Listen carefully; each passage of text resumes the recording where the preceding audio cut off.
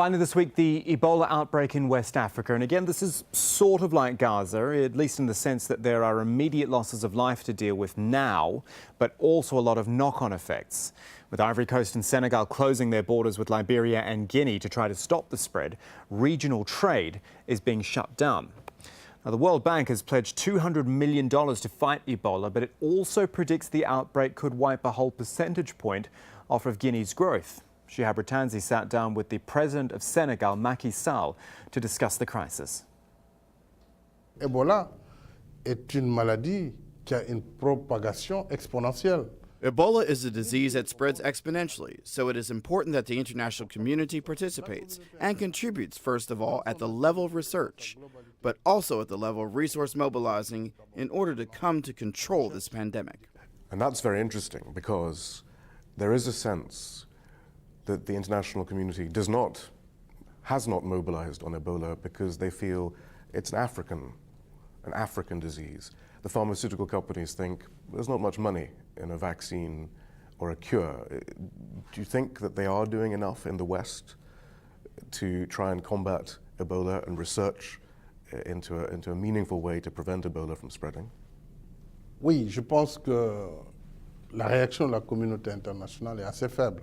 Yes, I do think that the response of the international community has been fairly weak so far. We are pleased with the pledge of $100 million recently announced by the World Health Organization. However, that is not sufficient given the spread of the disease, and the international community should not make the mistake to consider this as an African phenomenon. The world is now a global village. There's traveling by plane, by sea, and other means.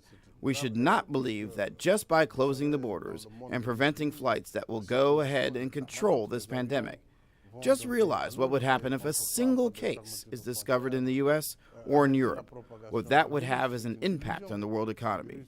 So we should not consider this just as an African pandemic, and the world should actually treat it the same way it did with the H1N1 virus, which was started in Asia. So unless the international community handles it in the same fashion, there will not be very effective fighting. As far as the day-to-day management of the outbreak of Ebola is concerned, how much coordination is there between the West African nations affected or potentially affected? Is there a daily mechanism of information flowing between countries? Oui, nous avons d'abord en Afrique de l'Ouest ce qu'on appelle There's representation of the World Health Organization at a regional level. They are working in collaboration with the regional health body, and they coordinate efforts for the 15 countries of the region. If you look, for instance, at the case of Senegal, there is a system for early detection at the level, for instance, at the airport, so that they can figure out and find out if people who are coming in are affected. And this is valid in all the countries in the region. There may be a need for more information sharing, and there is definitely a need for those countries to be assisted in the efforts that they make.